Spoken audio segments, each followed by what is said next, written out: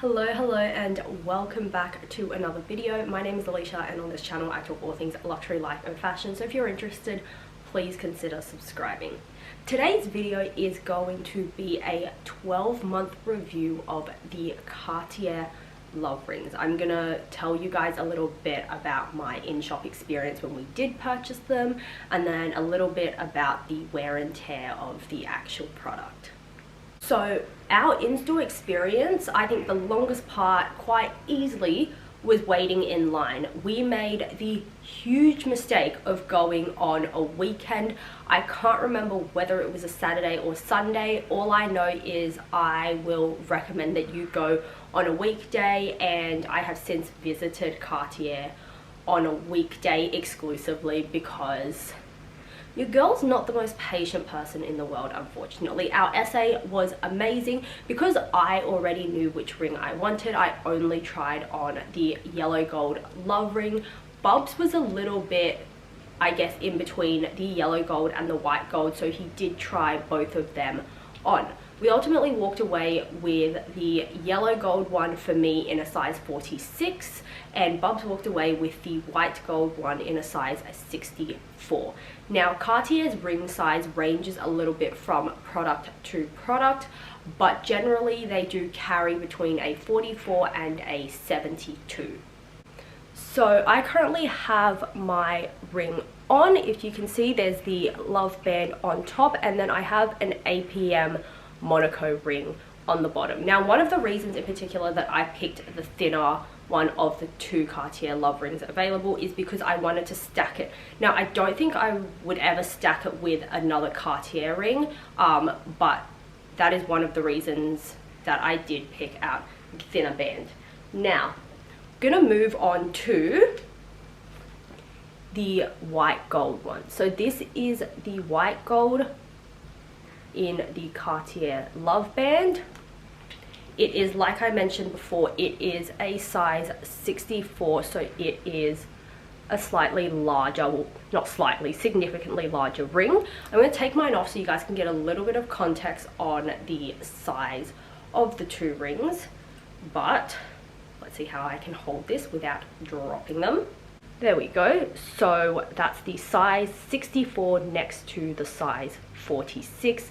Keep in mind, 46 is not the smallest ring you can get in the Cartier Love Ring. It comes all the way down to a 44 for that particular ring. So when you purchase the ring, you obviously get it in a red Cartier bag. Now, this is the ring box. You actually get another box that this sits inside, and it's like a red cardboard box that's got Cartier on the top there. The box is somewhere in the apartment, but I don't want to break a limb trying to find it in one of our top shelves. But I will show you what else we did have done is we had them hot stamped. I don't know if you can see it clearly. This one says EQ and this one says CL. They match up to the initials of both of our names.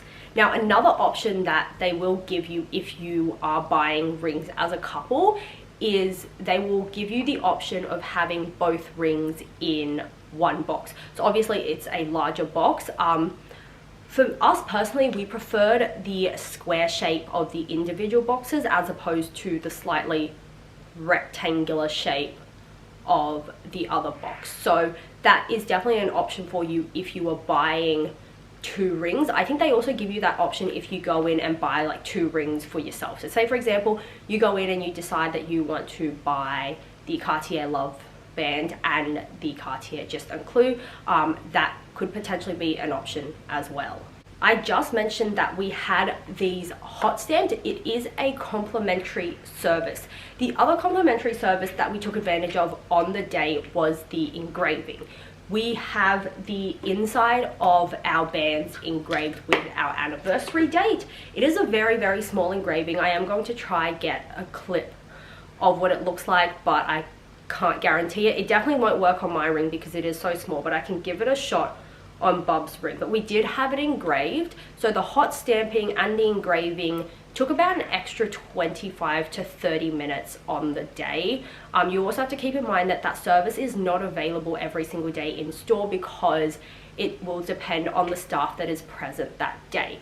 Fortunately for us, because it was a weekend, we were able to get it done right there and then. It is also something that you can access later on after you've purchased your Cartier piece. The only thing to keep in mind is once an item has been either hot stamped or engraved, it is non-refundable. And if you are someone who is thinking of potentially selling your pieces later on in the future, just note that either of those things will actually affect the resale price of your items. I'm going to give you guys the prices that we paid for these rings 12 months ago. I know it's not applicable anymore, obviously, but I want to do it in comparison to the current day prices for the pieces. The two pieces are priced differently because one is yellow gold and one is white gold. So for the yellow gold, at the time of purchase, it was $1,690. Today it retails for $1,970. The white gold one that Bubs got retailed at the time 12 months ago for $1,810, and today retails for $2,110. So there have definitely been price increases. You're looking at a price increase of around $300 for the two pieces. The white gold is always going to be more expensive than the yellow gold, and for people who do have the question, no, the price does not change depending on the size of the ring that you get. So the ring will always be 3.5 millimeters wide, and the price is the same regardless of if you get the 44 or if you get the 72. Now, moving on to wear and tear. So I have worn this ring every single day since I got it, and it scratches. That is something that happens to jewelry, especially if you're wearing it on a day-to-day basis. Now, I know some people take their jewelry off when they do certain household chores. I really don't. I keep my ring on all the time, whether I'm cooking, cleaning, taking a shower, doing makeup, whatnot. I keep it on, and I will say that it scratches very, very easily. If you are someone who prefers jewelry that doesn't, the reality is jewelry will always scratch. Cartier does offer some services, some which are complimentary and some come at an additional cost.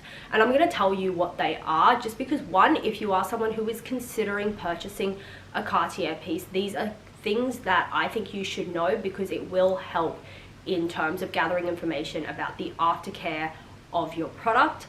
And secondly, if you already own a Cartier piece and you just aren't aware that these services exist, this may be additional information to you guys. So the first service is a cleaning polishing service.